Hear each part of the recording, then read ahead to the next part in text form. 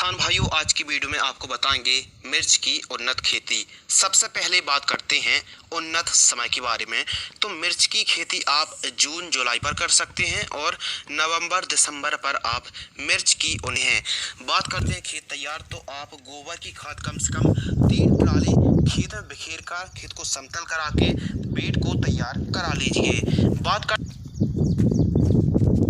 उन्नत किस्मों के बारे में, तो आप जो इस वीडियो पर देख रहे हैं ये है VNR की सुनिधि F1 हाइब्रिड वैरायटी। जो आपके एरिया में उन्नत सील वैरायटी हो आप उसका चयन कर सकते हैं। बात करते हैं मिट्टी, तो मिर्च की खेती लगभग सभी प्रकार की मिट्टी में तो की जा सकती है। उपयुक्त जीवाश्म पदार्थ वाली मिट्टी जिसका pH मान मृदा का 5.5 से 7.5 के आसपास हो, आप उपयुक्त जीवाश्म पदार्थ वाली मिट्टी पर मिर्च की खेती कर सकते हैं। किसान भाइयों, बात करते हैं नर्सरी तैयार, तो 25 से 28 दिनों पर नर्सरी तैयार हो जाती है। प्रोट्रे पर आप कोकोपीट खाद में एक बीजों को भरकर बुआई कर दीजिए। आवश्यकता अनुसार मैंकोजेब का स्प्रे करते रहें और टाइम से सिंचाई करते रहें। लीजिए, आपकी नर्सरी तैयार हो गई। किसान भाइयों, बात करते हैं प्लांटेशन, तो जिगजैग प्लांटेशन यदि आप कर रहे हैं तो पौधे से पौधे की दूरी 2 फीट रखिए और सिंगल लाइन पर आप प्लांटेशन कर रहे हैं तो पौधे से पौधे की दूरी 1 फीट रखिए। तभी आपको पौध रोपाई करते समय आप जहां पौध रोपाई कर रहे हैं वहां पर पर्याप्त मात्रा में नमी होनी चाहिए। ड्रेंचिंग कम से कम 2 ड्रेंचिंग करें, एक पहले दूसरे दिन करें 19-19 प्लस ह्यूमिक एसिड की, और दूसरी ड्रेंचिंग 3 से 4 दिन पर आपको करना है बाविस्टिन फंगिसाइड और NPK 19-19 की आप ड्रेंचिंग कर सकते हैं। बात करते हैं सिंचाई, तो ड्रिप लगाइए आप 16 mm 25 माइक्रोन की मल्चिंग पेपर लगाइए और आवश्यकता अनुसार प्रतिदिन या फिर एक दिन के अंतराल पर आवश्यकता अनुसार 50 से 80 मिनट तक आप ड्रिप के माध्यम से सिंचाई करें। ग्रोथ के लिए टॉनिक जो सबसे इम्पोर्टेंट टॉपिक है, तो जो ग्रोथ के लिए आप टॉनिक यूज करें सागरिका, पोषक सुपर और बायोवीटा। इसके अलावा फल फूल के लिए फेंटाक प्लस, ईसाबियन या फिर प्लानोफेक्स बहार टॉनिक का इस्तेमाल आप कर सकते हैं। किसान भाइयों, बात करते हैं खाद, तो यदि आप बिल्कुल सिंपल खेती कर रहे हैं यानी सिंपल को ड्रिप नहीं लगाए, कोई मल्चिंग पेपर नहीं बिछाया, तो आप खाद सामान्य तरीके से खेती के लिए सागरिका दानेदार, NPK 19-19, 052-34, 0050, यूरिया, SSP, पोटास और भी बोरॉन जैसी खादों को आप दे सकते हैं।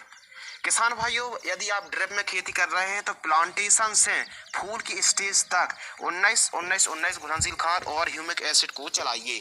इसके अलावा फूल की अवस्था में आप 052-34, 1261-0 और 1744-0 NPK घुलनशील खाद चला सकते हैं। इसके अलावा फल यानी फ्रूटिंग स्टेज पर आप 0050 magnesium sulphate, ammonium sulphate, humic acid, white potash, boron और कैल्शियम नाइट्रेट युक्त जैसी खाद आप इस्तेमाल कर सकते हैं। बात करते हैं कीटनाशक के बारे में, तो डेलीगेट, अलिका, वेनेबिया, रोग और सोलेमन जैसी इंसेक्टिसाइड का आप वीकली स्प्रे कर सकते हैं, यानी हफ्ते में एक बार आपको एक हफ्ते के अंतराल पर स्प्रे करना चाहिए। इसके अलावा बात करते हैं फंगिसाइड, तो कवच, सेक्टिन, समीर, मैंकोजेब, M45, टाका और रोको फफूंदनाशक जैसी फंगिसाइड का आप इस्तेमाल कर सकते हैं।